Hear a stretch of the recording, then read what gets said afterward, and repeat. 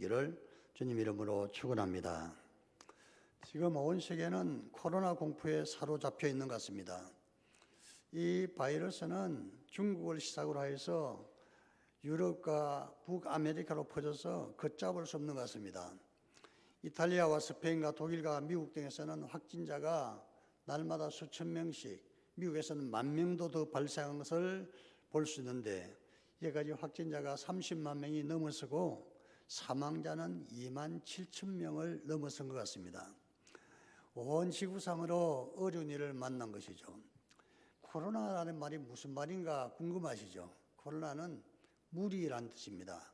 또는 광환, 그러니까 어떤 해무리, 달무리 하는 그런 동그란 어떤 그런 원형체, 빛의 원형체를 무리, 코로나라고 그러는데요.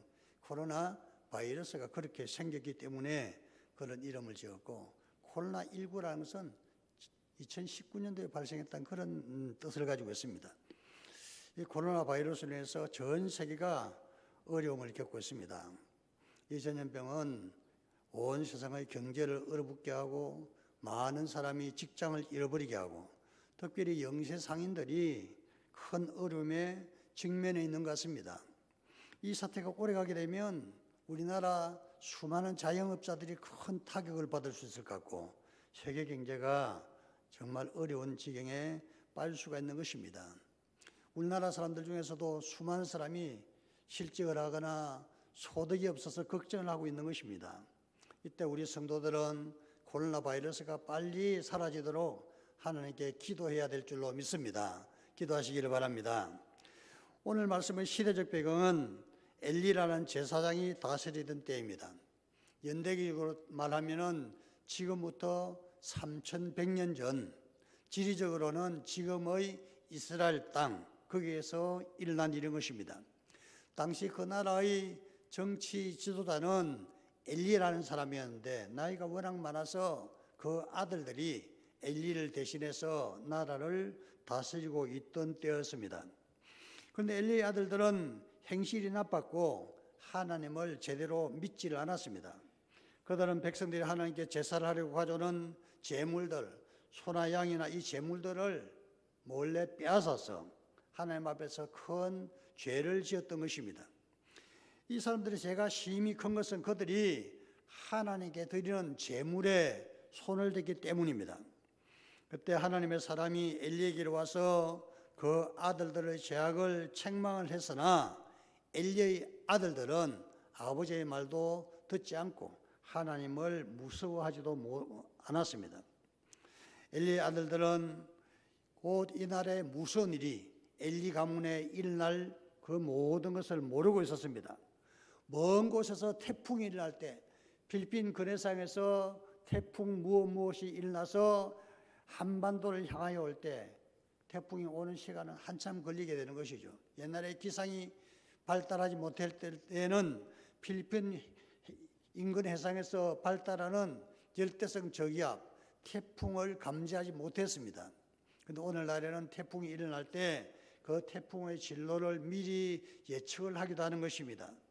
지금 엘리 시대의 이 일은 엘리나 엘리의 자녀들이 저 멀리서 무서운 재난이, 무서운 재앙이 다가오고 있다는 것을 전혀 알지 못했을 뿐이지 정말 무서운 일들이 그 가정을 위해서 시시각각 다가오고 있는 정말 어려운 현실 앞에 직면해 있었던 것입니다.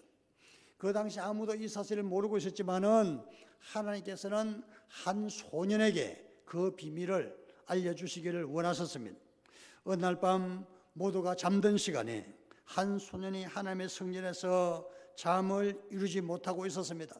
그 소년은 하나님의 궤 가까이에 있었다고 했습니다.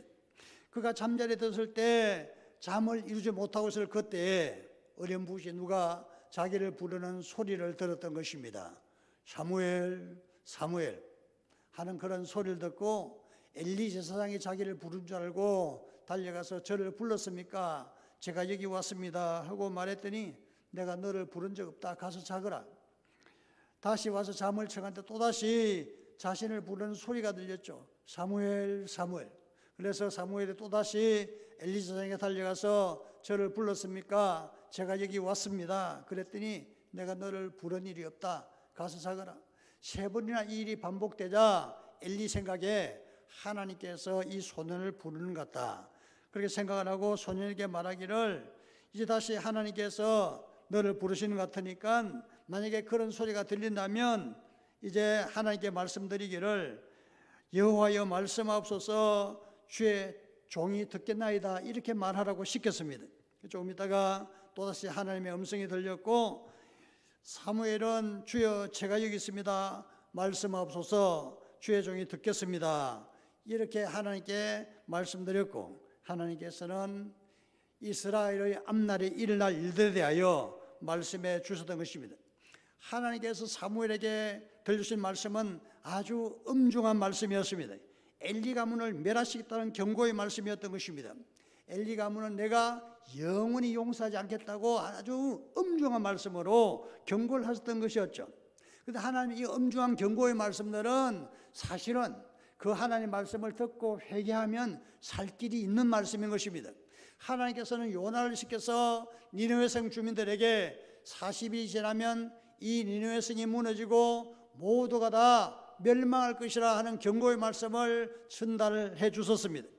그때 니느웨 성 사람들 왕으로부터 어린아이 이르기까지 다 하나님 앞에서 죄를 회개하고 하나님께 용서를 빌었던 것입니다. 하나님께서는 니느웨 성에 내리고자 하는 모든 진노와 징계를 철회하셨던 것입니다. 여러분, 하나님의 말씀을 들을 때 때로는 그 말씀이 너무나 무거워 보이는 말씀이 있지만 그러나 하나님의 말씀을 들을 때 거기에서 생명의 역사가 일어나게 되는 것입니다. 오늘 이 말씀을 통해서 우리 모든 성도들이 이 어려운 재난의 순간 앞에서 이 말씀을 통해서 은혜를 받으시고 이 말씀을 깨달아 하시기를 주님 이름으로 축원합니다. 첫 번째로 우리가 깨달을 것은 어려운 일이 다가올 때는 우리가 영적으로 깨어 있어야 한다는 것입니다. 어려운 일이 다가올 때는 영적으로 깨어 기도해야 된다는 사실입니다. 본문 1절 말씀 보면은 엘리의 눈이 시력을 잃어 볼 수 없게 됐다고 했습니다.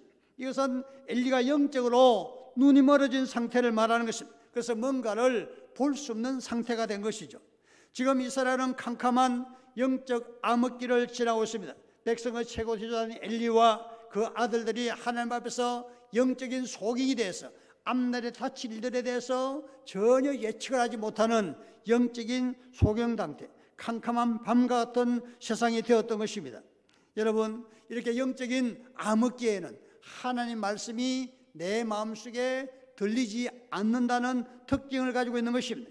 그래서 이 사무엘이 그 하나님을 섬길 때는 하나님 말씀이 들리지 않고 이상이나 환상이 사람들에게 나타나지 않았다고 말씀하고 있는 것입니다. 세상이 어두워지면 온 세상이 캄캄해지면 아무것도 보이지를 않습니다. 사람의 영적인 상태가 캄캄해지면 하나님의 말씀도 들리지 않고 미래에 대한 비전도 보이지 않는 것입니다. 믿음이 좋은 축구 선수 중에 이영표 선수라는 선수가 있습니다. 이영표 선수는 전성기가 지나고 나서 2011년도에 캐나다의 밴쿠버 축구팀에서 그를 스카우트해 갔습니다. 연봉이 그렇게 높지 않았지만 그러나 그 당시 이영표 나이가 35살이었는데 몬트리올 팀에 이게 밴쿠버 팀에서 한 7년을 뛰었다고 합니다. 그 밴쿠버에서 이영표가 여러 해를 살아가면서 그가 믿음이 좋은 사람이었기 때문에 날마다 새벽마다 교회 가서 기도를 했다고 합니다. 어느 날 새벽 기도를 끝내고 나서 집으로 돌아오는 길에 항상 이 사람이 하는 일이 집으로 돌아오다가 어떤 길목에 있는 카페에 들어가서 차를 한 잔 마시고 돌아가는 그런 습관이 있었다고 합니다. 그날도 새벽 기도를 마치고 길목을 돌아서 자기가 항상 다니던 찻집에 가려고 그 앞에 차를 세웠는데 카페에 불이 꺼져 있었던 것입니다. 그래서 들어가지를 못하고 집으로 갈까? 아니면 여기 기다렸다가 차를 마시고 갈까? 좀 기다렸다가 차를 마시고 가지. 보니까 거리에 가로등도 전부 다 꺼져 있었는데 폭설로 인해서 정전이 됐기 때문이라고 합니다. 이영표는 거기서 좀 앉아서 차에 앉아서 잠시 하나님께 기도를 계속했다고 합니다. 기도를 20분 동안 30분 했는지 모르지만 기도를 끝내고 눈을 떴을 때 이영표는 깜짝 놀랐다고 합니다. 왜냐하면 자기가 차에 있었는데 눈을 뜨니까 아무것도 보이지 않았기 때문입니다. 아무것도 보이지 않았어. 이게 도대체 무슨 일이냐 하고 유심히 생각해 보니까 차 운전대도 안 보이고 계기판도 안 보이고 좌석도 안 보이고 아무것도 안 보였어요. 무심히 보니까 자기가 기도한 20-30분 동안 폭설이 내서 자기 차를 완전히 이렇게 덮어버리기 때문이라고 합니다. 그래서 이 영표가 깨달은 것은 내가 눈이 있어도 내 밝은 눈이 있어도 빛이 없으면 아무것도 볼 수 없는구나 하는 것을 깨달았다고 합니다. 이것은 우리에게 무엇을 교훈해 줍니까? 우리가 우리 눈이 멀쩡하다 할지라도 세상에 빛이 없으면 볼 수 없듯이 하나님의 은혜가 없으면 의의 태양이신 예수께서 우리 마음속에 계시지 않으면 영적인 비밀한 것들을 볼 수도 없고 알 수도 없게 된다는 사실입니다. 그러므로 우리가 영적으로 깨어 있어야 되는 것입니다. 영적으로 깨어 있을 때 하나님의 비밀을 알 수도 있고 하나님의 말씀을 들을 수도 있고 미래에 대한 비전을 가질 수도 있기 때문에 그렇습니다. 어려울 때에 여러분 항상 깨어 기도하시기를 바랍니다. 우리가 기도할 때 주님께서 우리 마음속에서 구원의 확신을 가지게 하고 주님께서 나와 동행하면서 깨닫게 되기도 하고 어려울 때 하나님께서 나에게 말씀하시기를 두려워하지 말라 내가 너와 함께함이니라 놀라지 말라 난 내 하나님이다 하는 하나님의 음성을 들을 수 있기 때문에 그런 것입니다. 현실이 절망으로 가득 차고 어려운 일이 우리 앞에 다가올 때 영적으로 깨어 기도하시는 성도들이 되시기를 주님 이름으로 축원합니다. 둘째 어려울 때는 하나님의 성전을 가까이 해야 된다는 사실입니다. 어린 사무엘은 하나님의 성전 안에 있었습니다. 사무엘의 침소는 하나님의 궤 가까이 있었던 것입니다. 하나님의 성전에는 아직 등불이 꺼지지 않았다 하는 이 말씀은 여전히 조그만 희망이 도사리고 있다는 것입니다. 온 세상이 캄캄하게 되었어도 여전히 하나님의 성전에서 조그만 하나님의 불빛이 깜빡 있었다는 것은 우리에게 희망을 상징하는 것입니다. 절망의 10년에서도 여전히 하나님께서 우리에게 희망을 주시는 분이라는 것, 그것을 잊지 말아야 하는 것입니다. 하나님의 궤에 가까이 있었다는 것은 하나님을 가까이 했다는 것입니다. 하나님을 가까이 하시기를 바랍니다. 하나님을 가까이 하시기 바랍니다. 하나님을 가까이 하면 하나님이 나를 가까이 해 주시겠다. 야고보서 4장 8절에 그렇게 말씀하고 있는 것입니다. 하나님을 가까이 하라. 그리하면 너를 가까이 하시리라. 그 하나님의 말씀을 따라서 하나님을 가까이 하시기 바랍니다. 하나님을 가까이 하는 것은 교회를 가까이 하는 것입니다. 하나님을 가까이 하는 것은 열심히 기도하는 것을 말하는 것입니다. 하나님을 가까이 하는 것은 예배를 잘 드리는 것을 의미합니다. 여러분 하나님을 가까이 하시기 바랍니다. 하나님을 가까이 하시기 바랍니다.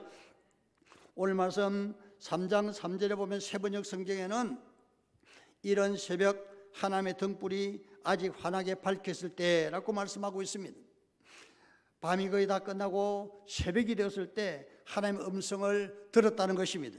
사람들은 종종 어둡고 고통스러운 캄캄한 밤을 맞이하게 됩니다. 그러나 그 밤이 지나면 새벽이 오고 새벽이 지나면 다시 밝은 날이 됐어요. 우리 앞에 있는 모든 어둠과 절망의 세력들이 물러가고 새로운 희망과 광명이 우리 앞에 놓인다는 사실입니다. 새벽이라는 것은 은혜의 시간이요 기적이 일어나는 시간이요 말씀이 들리는 시간입니다. 밤은 우리를 고통스럽게 하지만 겨울이면 봄이 멀지 않고 새벽이면 아침이 가깝게 되는 것입니다. 여러분 새벽에도 오시는 하나님의 손길을 의지하시기를 바랍니다. 내가 새벽에 도우리로다. 하나님께 그렇게 말씀을 하셨습니다. 새벽에 수많은 기적적인 일들이 일어났습니다. 여리고성이 무너진 것도 새벽이었고 홍해가 갈라진 것도 새벽이었습니다. 하나님께 새벽에 우리를 도와주시는 하나님이신 것입니다. 여러분 새벽을 잘 활용하시기를 바랍니다. 무엇보다도 하나님을 가까이 한다는 것은 교회를 가까이 하는 것입니다. 교회에서 하는 모든 일들에 참여하고 교회 안에서 활동하는 것을 의미하는 것입니다. 제가 소년이었을 때 교회에서 열심히 이것저것을 했습니다. 하다 보면은 좀 늦어지면 교회에서 잠을 종종 잤는데 이 강대상 옆에 조그마한 기도실이 오른쪽 왼쪽에 있었습니다. 그 기도실에서 자는 친구는 별로 없었지만은 대충 잠을 잤는데 제 친구 셋이서 같이 그렇게 잠을 종종 잤습니다. 그렇게 교회에서 열심히 일을 하고 또 밤에 잠을 자고 또 자고 일어나서 새벽기도 참석하고 그렇게 하던 세 사람은 지금 다 목사가 되어 있습니다. 여러분 하나님을 가까이 하는 것은 우리에게 복이 되는 것입니다. 하나님을 가까이 하시기 바랍니다. 어린 소년 사무엘이 하나님 가까이 있을 때 하나님께서는 그에게 미래에 일어날 일들을 알려주셨고 그를 이스라엘의 새로운 지도자로 삼아 주신 것입니다. 절망스러울 때 우리 하나님을 가까이 하게 되면 하나님께서 우리에게 새로운 메시지를 주시고 새로운 희망의 말씀을 주시는 것입니다. 하나님의 가까이시는 복된 성도들 되시기를 주님 이름으로 축원합니다. 세 번째로는 하나님 말씀을 듣고는 순종해야 하는 것입니다. 하나님께서 사무엘에게 말씀을 하셨습니다. 사무엘은 하나님 말씀을 들었죠. 사무엘이 어떤 하나님 말씀은 엘리에게 이미 전달된 말씀이기도 합니다. 엘리의 가문들에 대해서, 엘리의 아들들의 방자함에 대해서 하나님께서는 그렇게 하지 말라고 책망을 하셨던 것입니다. 하나님께서는 사무엘에게 엘리의 아들들이 저지른 불경을 경고를 하셨죠. 하나님을 경외하고 하나님을 두려워하고 섬겨라 하고 말씀하고 있는 것입니다. 하나님을 두려워하고 섬겨할 엘리의 아들들이 하나님에 대한 두려움이 없이 방자하게 살았던 것입니다. 사무엘상 2장 29절 3, 4절에 보면 하나님께서 말씀하시기를 너희는 어찌하여 내가 내 처소에서 명령한 내 제물과 예물을 밟으며 네 아들들을 나보다 더 중히 여겨 내 백성 이스라엘이 드리는 가장 좋은 것으로 너희들을 살찌게 하느냐. 이제 나 여호와가 말하노니 나를 존중히 여긴 자는 내가 존중히 여기고 나를 멸시한 자를 내가 경멸하리라. 내 두 아들 홈니와 빈나스가 한날에 죽으리니 그 일이 내게 표징이 되리라. 그런데 이 사무엘상 2장에 나온 이 말씀을 하나님께서는 사무엘에게, 어린 사무엘에게 다시 말씀해 주셨던 것입니다. 하나님의 말씀은 얼마 전에 선포됐는데 또다시 동일한 말씀으로 사무엘에게 다시 말씀해 주시는 것입니다. 여러분, 하나님의 말씀을 들을 때 우리는 어제 들었던 말씀을 오늘 또 들을 수가 있는 것이죠. 왜 그런 거 아니? 사람의 기억력이 연약하기 때문에 그렇습니다. 1년 전에 들었던 하나님의 말씀을 어느 상에 잊어버리고 몇 달 전에 들었던 하나님의 말씀을 또 잊어버리기 때문에 하나님께서는 동일한 말씀을 엘리에게 또 말씀해 주셨는데 엘리가 생각하기에는 아니 저것은 몇 달 전에 들었던 말씀이 뭘 또 하냐고 그렇게 할 것이 아니라 몇 달 전에 말씀을 들었는데 그 말씀을 잊어버리고 순종하지 않기 때문에 또 하나님께서는 어린 소년 사무엘을 통하여 엘리에게 말씀을 전달하고 있는 것입니다. 전달한 이유는 뭐냐면 엘리의 아들들이 하나님을 알지 못함으로 방자하게 살았기 때문에 그런 것입니다. 잠언 29장 18절에 묵시가 없으면 방자에 행한다 이렇게 말씀하고 있는데 방자에 행한다는 것은 말씀을 듣지 못한 사람들이 꺼리거나 상관 태도 없이 무례하고 건방지게 산다는 그 말씀입니다. 하나님의 말씀은 그렇게 살아서는 안 된다는 것이죠. 엘리의 아들들처럼 방자하게 무례하게 건방지게 살아서는 안 된다고 말씀하고 있는 것입니다. 만약에 엘리의 아들들이 이 하나님의 말씀을 듣고 자신들의 행실을 고쳤다면 그게 소망이 있고 구원이 있는 것입니다. 그러나 엘리의 아들들이 몇 달 전에 말씀하더니 또 그렇게 말씀하시냐고, 그 정말 하나님의 말씀은 정말 잔소리가 심하다고 그렇게 하면은 아주 어려워지는 것입니다. 하나님의 말씀은 그렇게 들어서는 안 되는 것입니다. 엘리는 하나님의 말씀을 들었지만은 제대로 믿음으로 그 말을 받지를 않았습니다. 히브리 4장 2절에 말씀하시기를 그러나 그 들은 바 말씀이 저희에게 유익되지 못한 것은 듣는 자가 믿음을 화합지 아니함이라. 믿음으로 말씀을 받지 않으면 그 말씀이 우리에게 아무 유익이 없는 것입니다. 천마디 만마디 말들어도 믿음으로 받지 않으면 그 말씀이 우리에게 아무 뜻이 없는 것입니다. 이 말씀을 들을 때 한 말씀이라도 믿음으로 받으시기를 바랍니다. 홈리와 빈나스가 하나님의 신성을 못 어기고 하나님을 욕되게 하는 것을 하나님께서 분명히 경고하시나 듣지 않았기 때문에 또다시 경고를 2차 경고를 해 주신 것입니다. 2차 경고를 만약에 들었더라면 홈리와 빈나스가 비참한 종말을 맞이한 일은 없지 않았겠나 생각을 합니다. 여러분, 하나님의 말씀을 이전에 들었던 말씀이라도 또 들으면서 마음에 새로운 각오와 결심을 하시고 말씀대로 살아가겠다 각오와 결심을 굳히시기를 바랍니다. 그럼 하나님께서 큰 은혜와 복을 내려주시는 것입니다.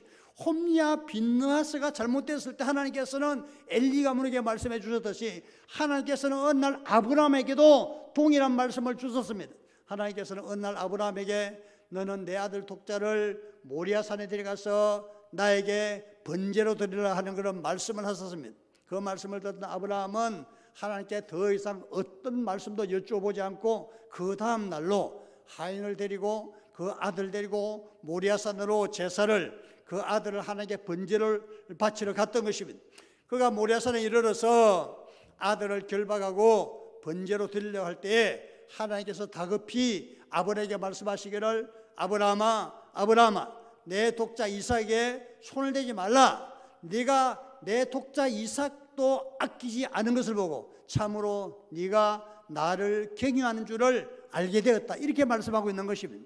여러분, 동일한 일들에서 아브라함은 하나님의 시험에서 합격을 했습니다. 그런데 엘리는 그 동일한 시험에서 자식을 너무 사랑했든지 아니면 자신의 뜻을 꺾을 수 없었든지 간에 실패를 했던 것입니다. 하나님의 말씀을 듣고 순종하게 되면 하나님께서는 엄청난 은혜와 복을 주시지만, 하나님의 말씀을 듣고 순종하지 않으면 엘리처럼 그 비참한 종말을 맞이할 수밖에 없다는 것입니다. 여러분, 하나님을 경외하는 믿음을 가지시기 바랍니다. 세상 사람들 두려워할 것도 없고 전염병을 두려워할 것도 없습니다.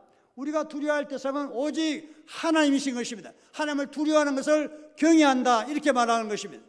우리 하나님께서 오늘 우리에게 요구하시는 것은 하나님을 두려워하라, 이렇게 말씀하십니다. 근데 우리는 전염병을 두려워하고 사람을 두려워하고 물질적인 문제를 두려워하고 인간을 두려워할 가능성이 있습니다. 여러분, 사람을 두려워할 것이 아니라 하나님을 두려워하여 하나님만 섬기시기를 바랍니다.